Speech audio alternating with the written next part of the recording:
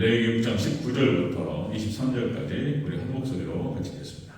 시작. 여호와께서 모세에게 말씀하여 이르시되 아론과 그의 자손이 기름 부음을 받는 날에 여호와께 드릴 예물은 이러하니라.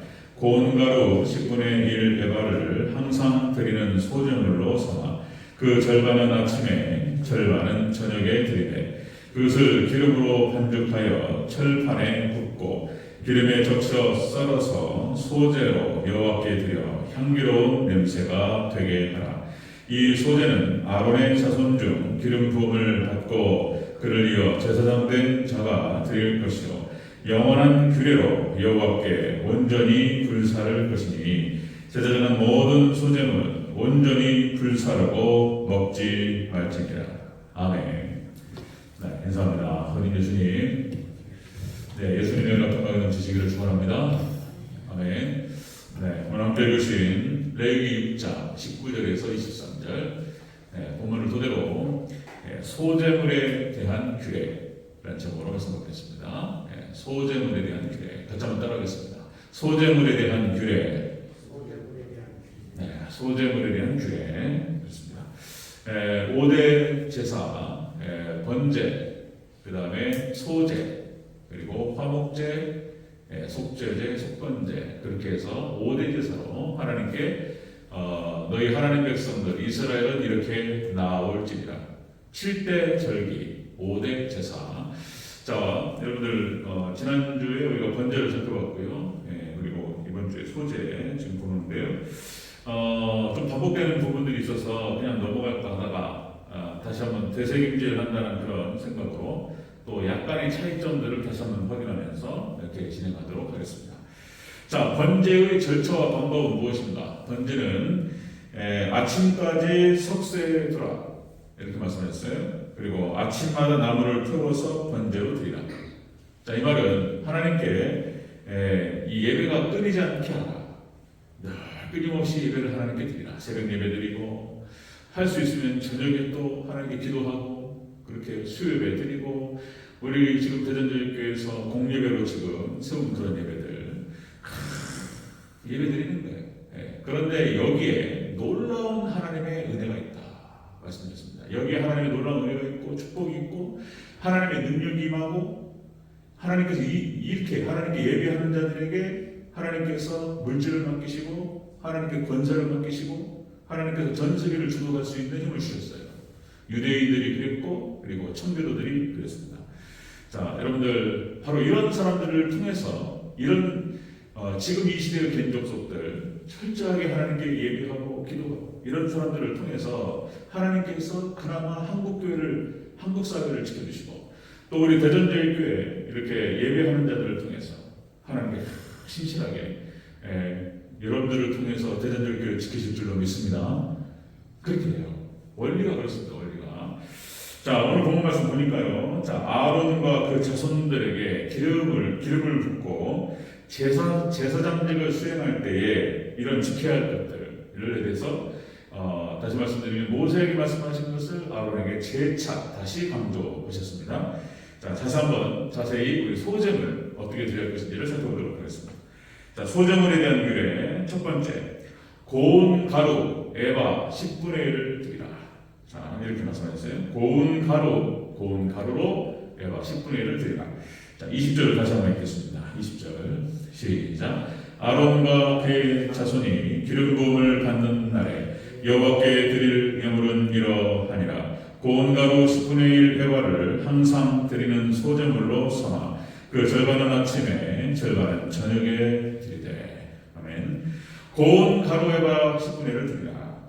자, 가루로 드리라. 소제물 5대 제사 중에서 이 소제만 식물이다 그랬죠? 식물이고 다른 건 다 동물입니다. 그래서 죽여가지고 피를 드렸는데, 자, 이것은 가루로 드리는 거예요. 가루, 식물 갈아가지고. 자, 이 간다라고 하는 것은 헌신의 의미를 갖고 있다 그랬죠? 가루가 되어서 하나님을 섬긴다. 가루가 되어서 하나님께 예배한다. 가루가 될 정도로 하나님을 섬긴다. 그런 뜻이에요. 예수님께서 그렇게 가루가 될 정도로 우리들을 위해서 섬겨주셨고, 그리고 우리를 위해서 십자가상에서 죽어주셨습니다. 그죠? 예수님이 그렇게 하셨고, 그리고 예수님의 제자들이 그렇게 살았습니다. 일생을 가루가 될 정도로. 사도 바울이 자신을 완전히 가루로 갈아가지고 하나님께 드렸어요. 자, 여러분, 초대교회 성도들도 마찬가지였고, 그죠? 초대교회 성도들 다 숭배했어요. 초대교회 성도들. 지금 이제 우리가 개인적 수업을 살펴가면서도 여러 번 강조 말씀드렸던 거. 번제가 그런 거예요. 이걸 신약에서 얘기하면은 이제 그렇게 되는 거예요. 예수님의 삶, 사도들의 삶, 초대교회의 삶. 우리가 말은 초대교회를 회복하게 도와주시옵소서. 한국교회가 그렇게 기도해요. 하나님 초대교회, 교회가 교회다워야 되지 않냐? 이런 비판들을 하면서 가장 교회다웠던 교회가 어디냐? 예루살렘 교회 초대교회. 그런데 초대교회는 그냥 교회가 아니었어요.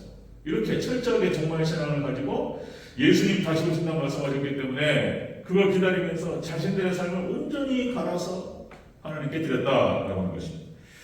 자, 이 10분의 1 예배라고 하는 것은 11조 개념이 들어있습니다. 11조라고 하는 것은 전체를 의미하는 거예요. 전체.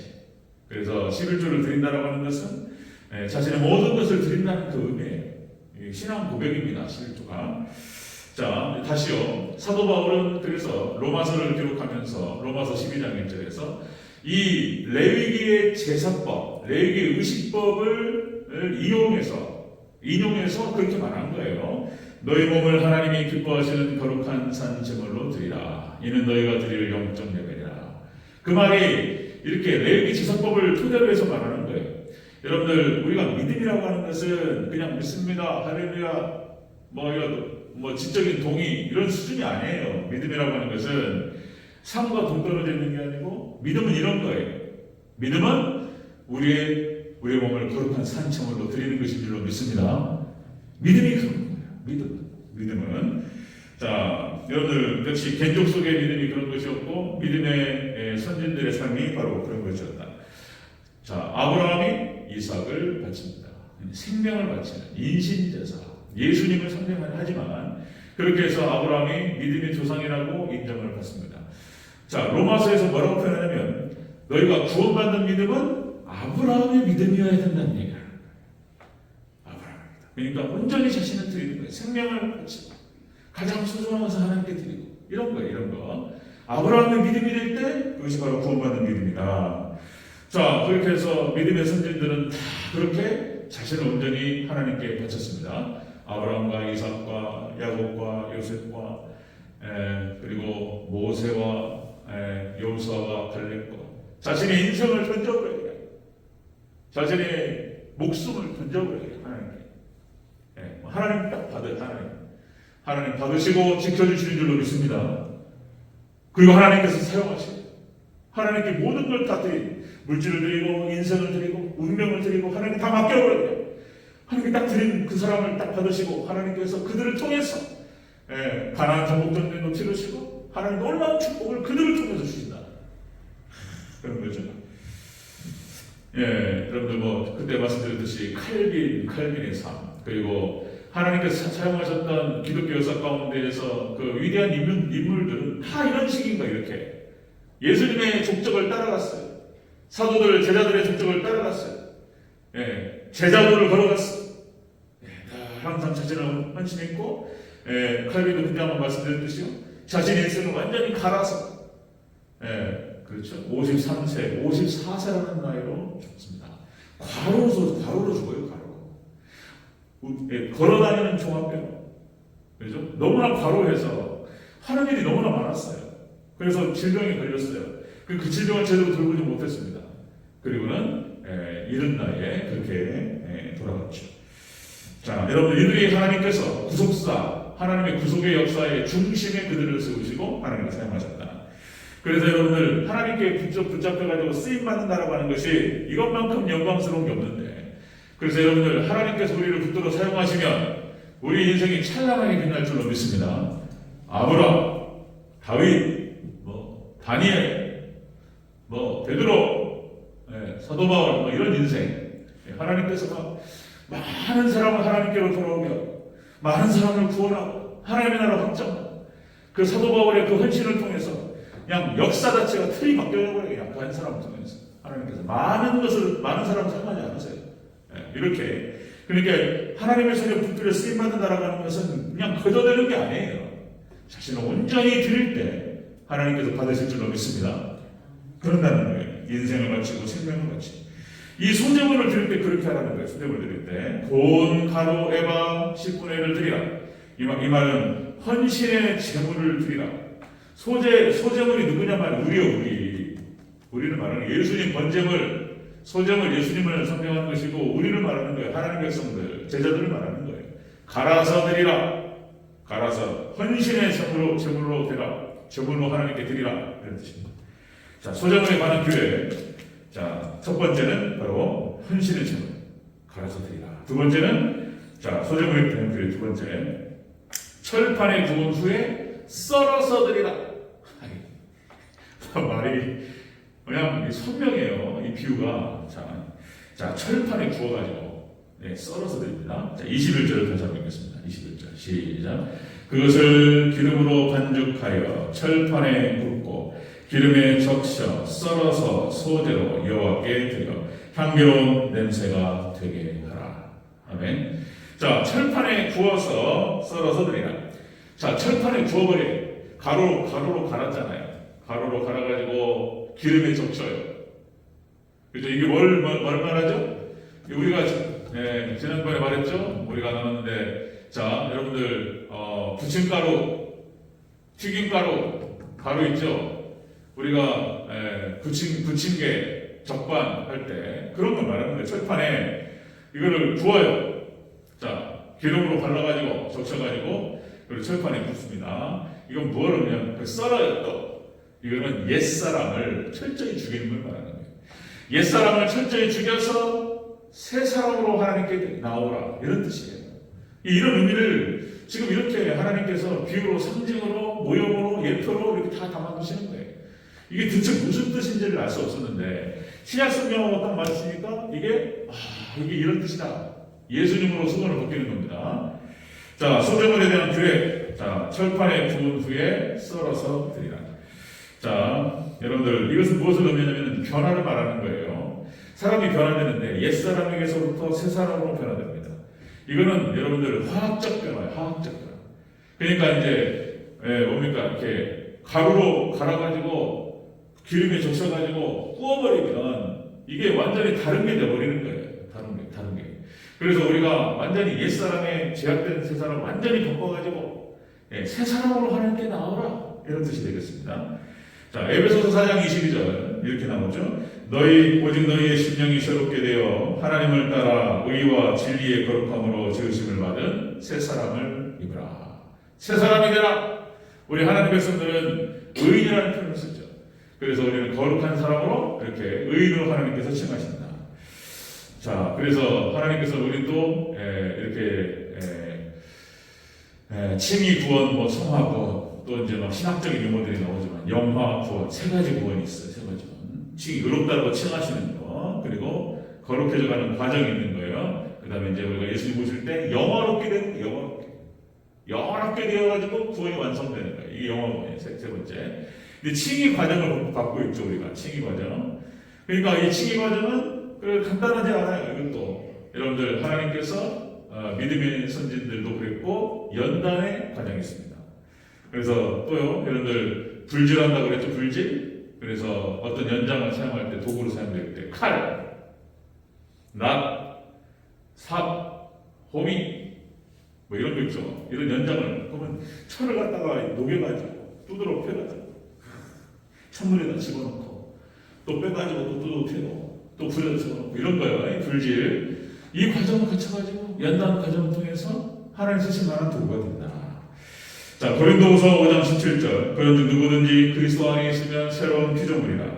이전 것은 지나갔으니 보라 새 것이 되었다. 신약에서는 이렇게 표현한다는 거예요. 새 것으로. 그런데 구약에서는 이렇게 표현해요. 지난 우리가 소재 얘기할 때 레위기 2장에서 이렇게요. 화덕에 구워라.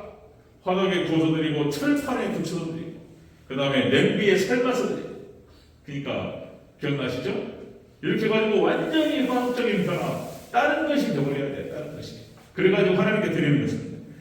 자, 여러분들 예수님께서 비유하신 것인데 포도주도 마찬가지입니다. 포도주도 자, 마가복음 2장 21절 자, 생배 조각을 낡은 옷에 붙이는 자가 없나니 생배 조각을 낡은 옷에 붙이는 자가 없나니 자, 만약 그렇게 하면 기운 것이 낡은 것을 당겨서 헤어짐이 더하게 되리라. 그래서 새 것은 새 것에게 붙여야 된다. 그래서 여러분들 그 포도주도 새 포도주에 담아야 되지 낡은 가죽들에 담으면 터져버려요. 그리고 그 안에 있는 것들조차 사용할 수가 없는 거예요. 포도주도 망가져요. 그러니까 구약의 어떤 틀 안에서 복음은 예수님만이 복음인 줄로 믿습니다. 예수님이 복음이시고 하나님이 복음이세요. 그런데 그것을 담아낼 때 구약에서는 이렇게 제사법과 절기 형태로 담았단 말이에요. 그런데 신약으로 넘어오니까 방법이 달라졌단 말이에요. 부대가 달라져요. 이제는 예배 방식으로 예수님을 통해서 나갑니다. 종말 때는 또 약간의 차이가 생깁니다. 종말 때 마지막 때도 지금 여러분들 틀이 바뀌는 거예요. 틀이 약간의 계시록의 틀이 바뀌고 제가 지금 여러분 인식하고 있는지 계시는지 인식하시는지 인식하지 못하시는지 모르겠지만 제가 지금 틀이 종말론 틀로 가지고 가는 거예요. 설교법도 마찬가지입니다. 나중에 좀 자세히 제가 말씀을 드리겠지만 이 틀이 바뀌어야지 복음이 들어가요. 종말의 복음이 들어갑니다. 예수님 하신 말씀이에요. 새 틀로 바꾸라는 거예요. 예수님께서. 자, 그래서 역시 우리 하나님 백성들이 이 땅에서 승리하고 그리고 축복을 받고 이 모든 것이 다 이 예배에 있는 거예요. 예배에 있습니다. 이것을 자 그렇게 해서 철저하게 우리 말씀드렸듯이 출애굽한 이스라엘 백성들이 믿음이 부족했지만 하나님께서 그들을 홍해에서 지켜주시고 그들을 보호하셔서 가나안 땅에 집어넣으시는 이유는 믿음이 부족하지만 물론 출애굽 1세대는 광야에서 죽었습니다. 그러나 그 후세대들을 통해서 하나님께서 약속을 이행하시는 그런 과정 가운데에서 역시 그들을 보호하시고 축복하시는 이유는 그 안에 예수님의 씨가 있기 때문에 그렇다는 거예요. 복음이 있고 말씀의 씨가 있기 때문에 그렇다는 거예요. 그들을 통해서 하나님께서 구속 역사를 이루어가셔야 되기 때문에 철저히 보호하시는 거예요. 그래서 여러분들 믿음을 여러분의 심령 가운데 가지시고 예수님을 품고 말씀을 품고 진리를 품으면 하나님께서 철저하게 철통같이 보호하시죠. 하나님 보호하시는 이유가 다른 게 아니에요. 우리를 특별히 물론 우리 개인적으로 하나님의 복을 받고 하나님 보호를 받으면 너무 좋겠지만 우리를 보호하시는 목적이 뭐냐면 우리를 통해서 영광 받으시고 우리를 통해서 그 복음이 살아나고 복음이 확장되고 생명의 씨앗들이 확장되고 그것을 위해서 우리가 쓰임 받아야 되기 때문에 그것을 사용하셔야 돼요. 이 도구를 그 그릇을 그러니까 하나님께서 철통같이 보호하셔요. 여러분들 말씀 어제 예수님은 품으시기를 주 여러분으로 축원합니다. 그 이유가 그거예요. 이유가 이 땅에서 축복받고 하나님께 구원받고 축복받고 승리하는 비결이 바로 이것이다. 그러니까 예수님을 품는 거예요. 예수님. 자, 소재물에 대한 규례는 바로 그것이다. 소재물에 대한 규례, 헌신의 제물을 대라. 헌신의 제물이 되어야 되고 그리고 옛사람은 철저히 죽이고 새 사람으로 드리라. 나오라. 그런 뜻이에요. 철판에 구운 후에 썰어서 드립니다. 자, 세 번째는요. 자, 소재물에 대한 규례 세 번째. 온전히 불살라드리라. 소재는 먹으면 안 돼. 싹 태워버려야 돼. 자, 22절을 가지겠습니다. 22절, 23절 함께 있습니다. 시작. 이 소재는 아론의 자손 중 기름 부음을 받고 그를 이어 제사장 된 자가 드릴 것이요 영원한 규례로 여호와께 온전히 불사를 것이니 제사장의 모든 소재물은 온전히 불사르고 먹지 말지니라. 아멘. 완전히 불태워버리라. 불살라드리라. 소재물. 자, 다시요. 자, 소재물에 대한 규례. 이렇게 하라는 게 하나님께서 거기에는 의미와 뜻이 있어요. 그냥 아무 생각 없이 하나님께서 이렇게 기록하고 지키라고 한 게 아니에요. 의미와 뜻이 있어요. 자, 그러니까 고운 가루로 드리라. 자, 이거 우리의 완전히 헌신의 의미, 헌신의 제물로 드리라. 두 번째, 철판에 구워드리라. 철판에 구워가지고 썰어서 드리라. 옛사람이 완전히 죽어야 되고 그리고 새 사람을 하나님께 나오라. 그다음 세 번째는 온전히 불살라 불태워버리라. 이건 무엇을 의미하냐?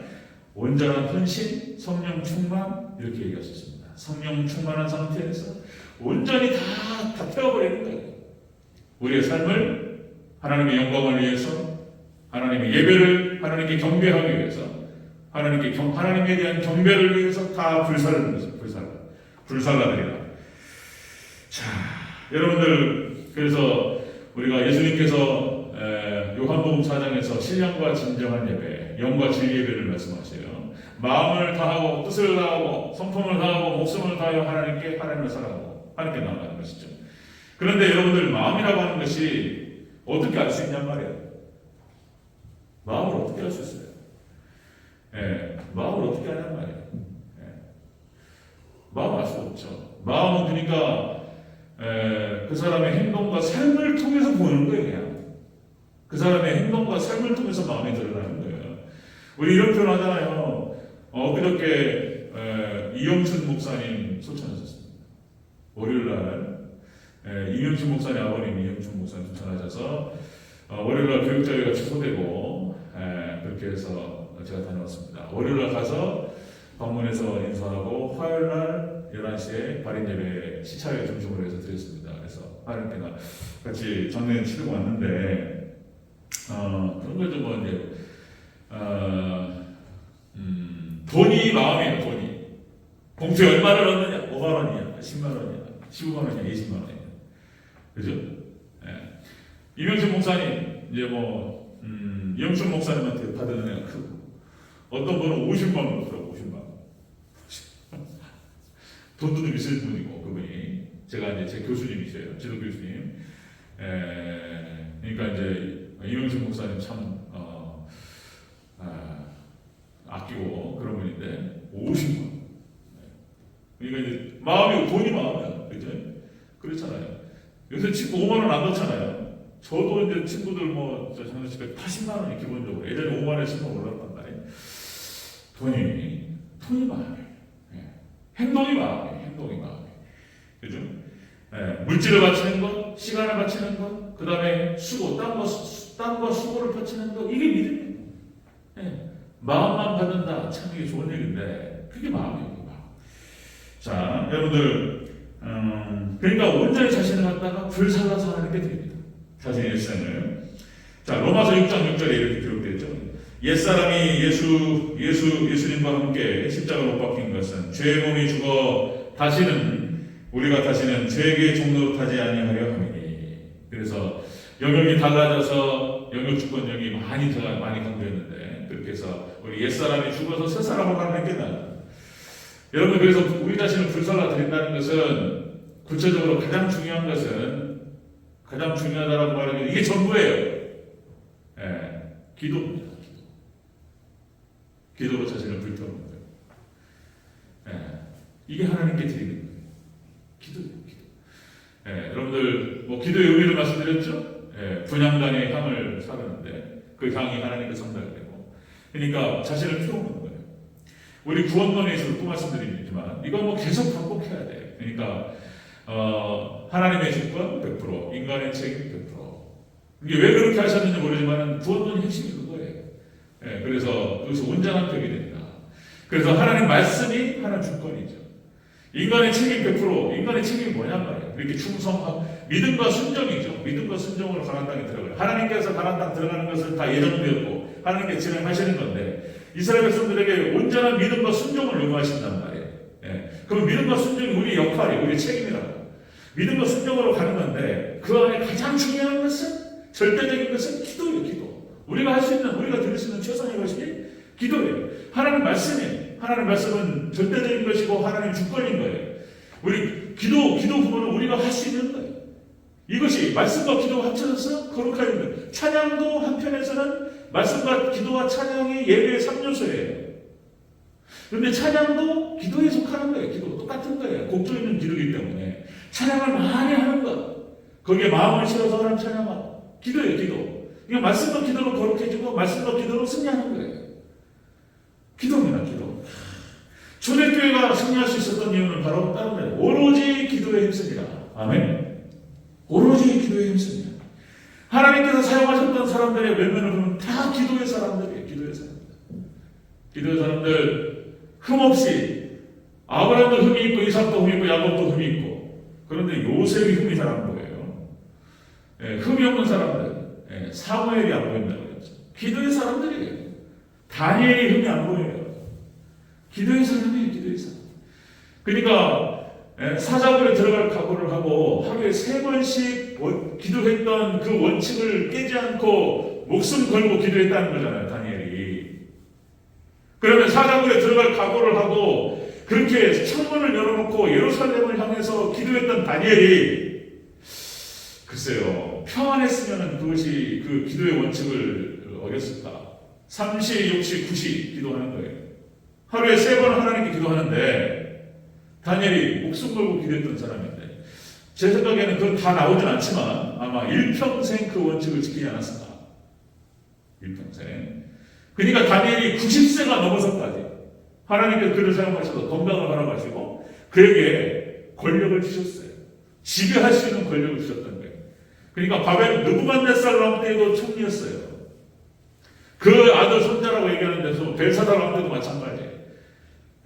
그 다음에 나라가 바뀌어버렸어요. 바벨론에서부터 바사로 바뀌었고 바사 고레스 왕 때, 다리오 왕 때 다 총리예요. 다 총리. 예루살렘을 재건하는 데 있어서 다니엘했던 역할이 그렇게 지대했던 거예요. 너무나 가가지고 거기에 총리로서 워낙 탁월하기 때문에 워낙 탁월해요. 워낙 청렴 결백하고 도덕성에 있어서 윤리적으로 가장 완벽하고 그죠? 너무나 지혜로워서 그 바사의 모든 학문과 바벨론이 있지 않은 당시에 그 학문과 그 문명이 어마어마했어요. 뭐라고 표현되냐면 바벨론의 모든 학문과 다니엘의 지식을 딱 펼쳐보니까 다니엘이 더 무겁단 말이에요. 하나님께서 가르쳐 주시는데 뭐 누가 더 할 수 있겠습니까? 하나님께서 말씀하시고. 그냥 하나님 그렇게 그 능력이 어디서 나오냔 말이에요. 기도에서 나오는 줄로 믿습니다. 아멘. 오늘 신편 44편 새벽 예배 때 우리 박태신 권사님 제가 우리 김용수 집사님 아빠지고 제가 감사합니다. 신편 44편이 하나님을 등질 때 나타나는 결과예요.